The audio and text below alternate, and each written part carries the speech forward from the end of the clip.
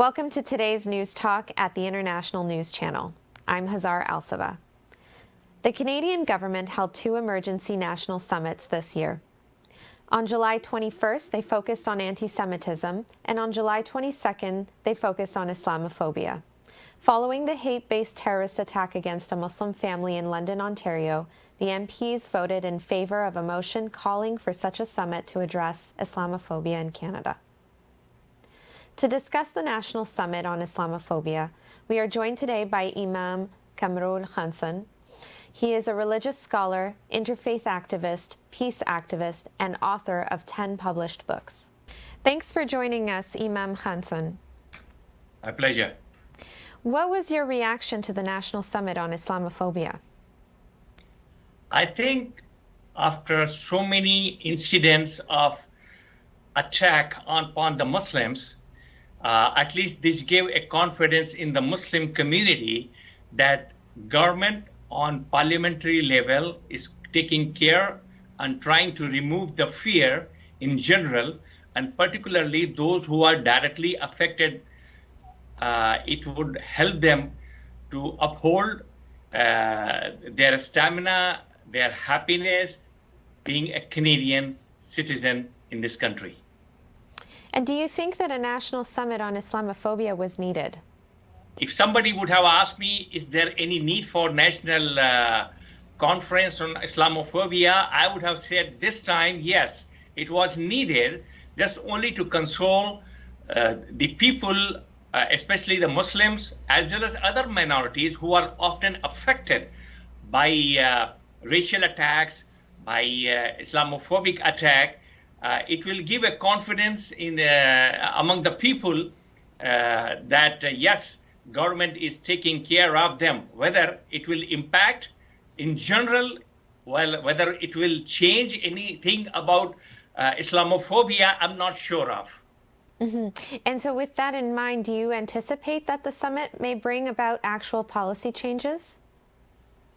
It is very difficult to bring the policy changes because all the laws are already there in the Canadian Constitution to deal with these. All these exercises, what has been there, I think it is more of a cosmetic nature, but it was necessary. I would still support that so that the people, those who are directly affected, they will recover from the shock, especially what happened in London, what happened in Hamilton, and what has been happening since 2011. It was necessary. Mm-hmm. And speaking of which, what do you think was the main catalyst for the National Summit? I think it is more of a political, because different parties, they have their interests and the vote bank interests too. But at the same time, it was good that all the parties were part of that, though many complain of not getting any invitation in there. In general, it will show that Canada is looking after the minorities in this country. And by doing so, there'll be a message also among the hate mongers from different communities. The hate mongers could be from Muslims, Jews, Christians, or maybe some atheists also, that the government is taking into account against the hate groups, and they will be apprehended if their activities do not stop. And not only that, it has to give a message to anyone that hate mongering or any sort of hate in this country is not allowed. Canada should be defined hate-free. Mm-hmm. And why do you think that the National Summit on Anti-Semitism and the National Summit on Islamophobia were held consecutively? Well, I think it is, again, you have to balance with positive and the negative, since Muslim community is under the threat of being hated.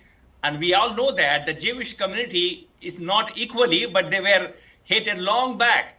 So anti-Semitism already existed in there. Islamophobia was the concept, it was near there before. But since the two sides, one is demanding that there shouldn't be any Islamophobia, and there is no Islamophobia, the other side is trying to convince the general public that Islamophobia does exist. Now, Unfortunately, I have to say that Islamophobia does exist now. A lot could be done to remove the fear of Islamophobia in this country. Mm-hmm. And what are your thoughts on the National Summit on Anti-Semitism? Well, it's good exercise. We already have a process against anti-Semitism. We also have a good process, but not yet concluded, about Islamophobia too. But the government of Canada is working against all the hate groups, irrespective of which group is who and what origin they have. Mm-hmm. And besides the National Summit, what other steps are needed by the government in order to address Islamophobia in Canada? I think first of all, if somebody asks me, and the government should also emphasize on that, Islamophobia does not exist from nothing. There are two aspects of Islamophobia in this country. First of all, the direct responsibility should be taken by the Muslim community what triggers Islamophobia. Muslim community has to be very active, proactive against all form of phobic symptoms in this country. I know Canadian Constitution allows everybody to entertain their own culture, their own religion without fear. That's fine, I support that. But at the same time, any trigger which is prompted because of some misbehavior from a community, the community should retrospect themselves, and that cause has to be removed. On the other side, the government of Canada would also have some sort of control, not on the freedom of expression, but on what leads to violence in this country. Sometimes in social media, the continual bombardment against a community, whether it is a Jewish community or the Muslim community, and we often see also in social media a lot of hate being happening without violence. Such things also, we have to have a procedure, a mechanism by which the hate of such kind should be apprehended in a way that the freedom of speech is not degraded, but also at the same time, it shouldn't lead to hate in the Canadian society. Mm-hmm. And now you've attended the National Summit on July 22nd. Where did the National Summit succeed and where did it fail, do you think? I think, first of all, government should have taken everybody, especially those stakeholders, those who are affected directly. The same time, government should have invited each and every political party, should have invited those who are existing as legal entity in this country to come and give their opinion also. I think it was not comprehensive in the sense that it has not been able to succeed inviting each and every section and also listen to them too. Mm-hmm. And in your opinion, is there anything that wasn't addressed at the National Summit on Islamophobia that should have been on the agenda? I think they try to cover each and every aspect of that, but the emphasis, I think, should be on the communities who are affected. The Muslim community, the Jewish community, and other communities who are being affected because of the hate. They should also respect themselves and see what could they do, avoiding such hate in public places. This is number one. Number two, by maintaining the freedom of speech, freedom to practice the culture, and also freedom to practice the religion, the emphasis should also be there. There are certain segments in the society who do not want to mix together. We cannot force them to mix with everybody. So people can choose whom they talk, where they live, and where they want to replace. Those considerations should be in the public domain, and they should decide. We should not press the public opinion against it. Everybody has a freedom. Everybody should entertain the freedom. Canadian are in a free country, a free society. Everybody has got the right. Charter of Rights are there. All the political parties are part of it. So the freedom of speech is very important, it should be there, but it should never lead to violence or subjugation or hate against anyone. And you mentioned that Islamophobia is on the rise. Do you think that Islamophobia, however, is entrenched in Canadian society?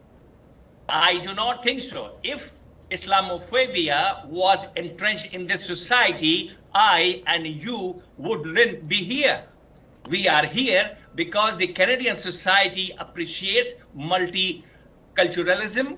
They accept different religious practices. Everybody has got the equal rights, but somebody somewhere, somehow they don't like such freedom.